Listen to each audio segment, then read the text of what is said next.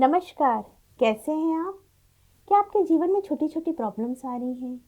गृह जीवन में परेशानी हो रही है या घर में बहुत ज़्यादा कलेश होने लगा है?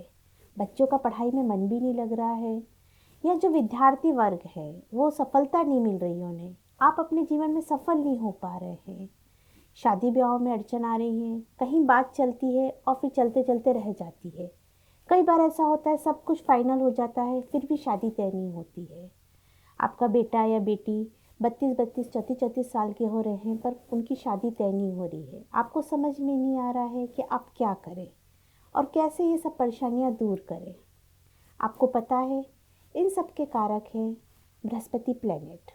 आज हम उन्हीं के बारे में आपसे चर्चा करने आए हैं और मैं आपको बताने आई हूँ कैसे आप उनको स्ट्रॉन्ग करें और कैसे वो आपको पॉजिटिव रिजल्ट्स दें। बृहस्पति देवता के बारे में हम सबसे पहले जानते हैं। सौर मंडल में बृहस्पति प्लैनेट सबसे बड़े प्लैनेट हैं। इनको आप अगर हम लोग सौर मंडल में जो डायग्राम है उसमें देखते हैं तो सबसे बड़े जो प्लैनेट होते हैं उनको बृहस्पति देव कहा जाता है। इनको गुरुदेव भी कहा जाता है। बृहस्पति देव का दूसरा नाम है गुरुदेव या गुरु प्लैनेट या गुरु ग्रह ये कहा जाता है। ज्योतिष शास्त्र में बृहस्पति प्लैनेट को एक गुरु का दर्जा दिया गया है। इनको देवताओं के गुरु माना गया है। इनको हमेशा एक गुरु की दृष्टि से देखा जाता है। इनसे सम्मान, जब इनकी पोजीशन स्ट्रांग होती है कुंडली में तो आपको सम्मान मिलता है। आप समाज में एक प्रतिष्ठित व्यक्ति होते हैं। आपका मान सम्मान बढ़ता है। आपसे सब लोग प्यार करते हैं। आपका ऑरा तेज रहता है। पर जब आपकी कुंडली में इनकी पोजीशन खराब होती है या डिग्री कम होती है तो आपको सारी परेशानियों का सामना करना पड़ता है। वैसे देखा जाए तो बृहस्पति देव सबसे शुभ ग्रह माने जाते हैं। जितने ग्रह हैं उसमें सबसे शुभ ग्रह माने जाते हैं बृहस्पति देव। ये जिस राशि में बैठते हैं या जिस भाव में बैठते हैं या जिसको देखते हैं वहाँ पे ये शुभ फल प्रदान करते हैं। इनको मनाना कोई बहुत मुश्किल का काम भी नहीं है। छोटे छोटे उपाय करके इनको आप खुश कर सकते हैं और अपने जीवन में सफलता ला सकते हैं या अपनी परेशानियाँ दूर कर सकते हैं। आइए मैं आपको यही छोटे छोटे उपाय बताने जा रही हूँ जिससे आप बृहस्पति देव को प्रसन्न कर पाएँ और अपने जीवन में सफलता ला पाएँ और परेशानियाँ दूर कर पाएँ। सबसे पहला उपाय में आप आपके जो भी घर के बुजुर्ग हैं, जो भी बड़े हैं, उनकी सेवा कीजिए, उनके चरण स्पर्श कीजिए। जिनसे आपको सीखने को मिला है, आपके बॉस भी आते हैं, आपके गुरु भी आते हैं, माता पिता भी आते हैं, आपके बड़े भाई भी आते हैं, जिनसे आपको पूरे जीवन में सीखने को मिला है। आप उनका सम्मान कीजिए, उनकी सेवा कीजिए। रोज चरण स्पर्श कीजिए अपने माता पिता से और आशीर्वाद लीजिए। बृहस्पति देव को प्रसन्न करने वाला ये सबसे छोटा और सबसे आसान उपाय है। आपकी कुंडली में अगर महादशा बृहस्पति की चल रही है या बृहस्पति देव की पोजीशन अच्छी नहीं है जिसके कारण आपको छोटी छोटी परेशानियों का सामना करना पड़ रहा है, उसके लिए यह उपाय सबसे अच्छा उपाय है। दूसरा उपाय है बृहस्पति जी का अभिषेक करें। बृहस्पति जी का अभिषेक कैसे करना है ये मैं आपको बताने जा रही हूँ। सबसे पहले आप कच्चा दूध लीजिए। उसमें कच्चा दूध आपको पीतल के पात्र में लेना है। आपको यहाँ पे तांबा और स्टील का यूज़ नहीं करना है। कच्चा दूध लीजिए, उसमें केसर की 2 या 3 पत्तियाँ डालिए। केसर मिश्रित दूध को आप शंकर जी पे अर्पित कर दीजिए। शंकर जी पे आपको सूर्योदय के बाद 10 बजे के पहले पहले करना है। जितनी जल्दी आप कर सकेंगे उतना ये अच्छा है। ये शादी के लिए बहुत अच्छा उपाय है। ये आपको सोमवार को और गुरुवार को करना है। इसी के साथ एक उपाय बताती हूँ। अगर बृहस्पति जी की पोजीशन आपकी कुंडली में अच्छी नहीं है, आपका ग्रह जीवन अच्छा नहीं जाने वाला है, तो शादी के समय कन्या के हाथ में एक सोने का टुकड़ा लीजिए। स्क्वायर छोटा सा टुकड़ा, जितनी आपकी सामर्थ्य हो, एक छोटा सा स्क्वायर टुकड़ा लीजिए। उसको 2 भागों में से काटिए। एक भाग आप बहते हुए पानी में प्रवाहित करा दीजिए कन्या के हाथ से और दूसरा भाग उसके पास रखवा दीजिए। मतलब आपने एक टुकड़ा लिया, एक बड़ा सा टुकड़ा लिया स्क्वायर, उसके 2 पार्ट करवाए। एक पार्ट आपने बहते हुए पानी में प्रवाहित करवा दिया और दूसरा पार्ट उसके कन्या के पास रखवा दिया। ये सारी ज़िंदगी उसके पास ही रहने दीजिएगा, वो अपने पास संभाल के रखे।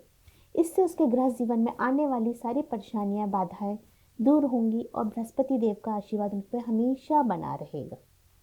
हम अगला उपाय जो आपको बताने जा रहे हैं उसमें आपको गुरु यंत्र की पूजा करनी है। गुरु यंत्र बाजार में आसानी से मिल जाता है। आप बाजार से गुरु यंत्र लेकर आए और साथ में एक पीला कपड़ा भी लेकर आए।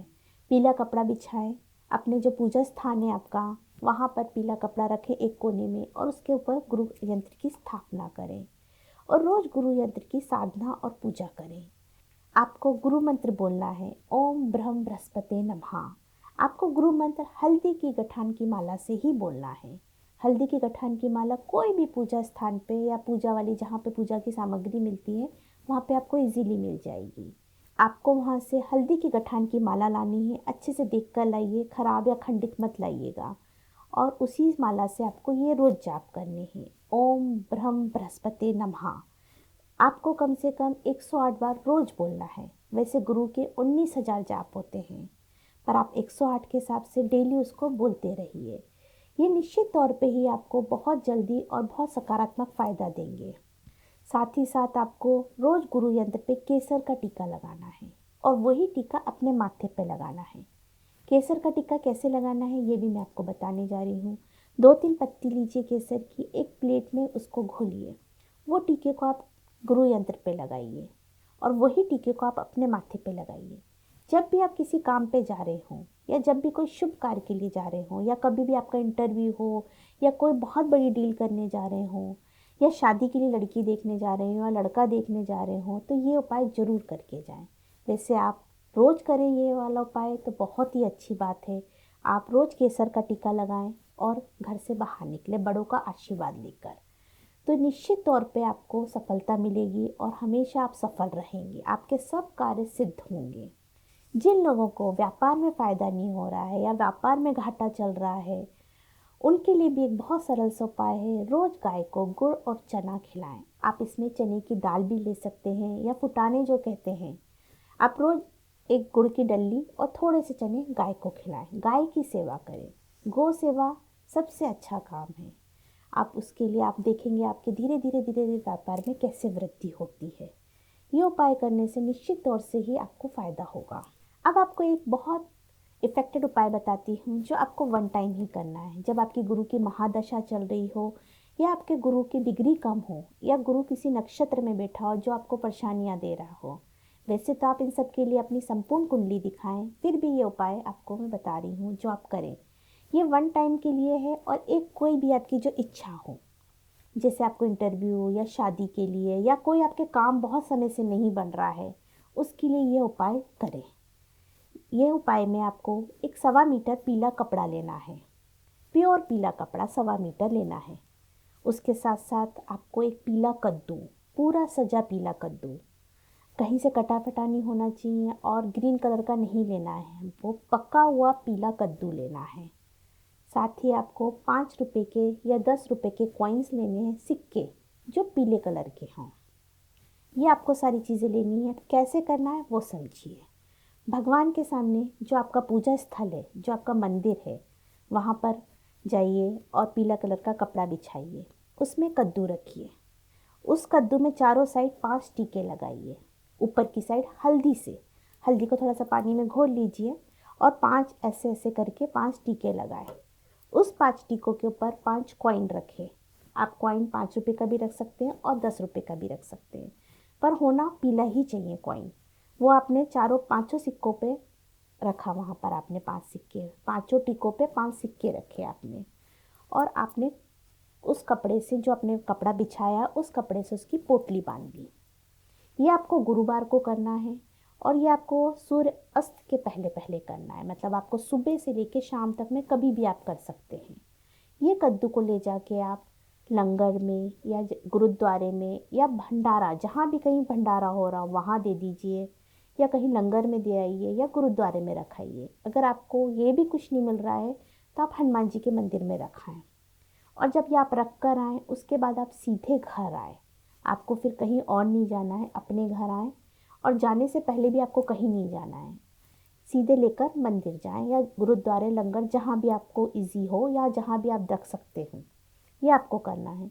इसमें एक चीज़ है, कोई आपको टोके नहीं और कोई आपसे बार बार पूछे नहीं कि कहाँ जा रहे हो, क्या कर रहे हो, क्या हो रहा है। ये सब नहीं होना चाहिए। इन सब से करने से जो उस चीज़ का है प्रभाव वो कम हो जाता है। तो हमको बहुत श्रद्धा भक्ति के साथ ये उपाय करना है, और जब रखें तो एक भाव होना चाहिए, हम किसी की सेवा कर रहे हैं, हम किसी का भला कर रहे हैं। ये भाव के साथ रखें और अपनी मनोकामना अपने मन ही मन में बोलें। और ये उपाय आपको सिर्फ एक बार करना है। ये बृहस्पति जी को खुश करने का सबसे अच्छा उपाय और सटीक उपाय है। आप ये करिए और सफल होइए। इसके साथ साथ आपके जीवन में सफलता मिले और आपका मान सम्मान बढ़े। आप अपने बड़े लोगों की हमेशा सेवा करें। ओम गुरु गुरुवे नमः।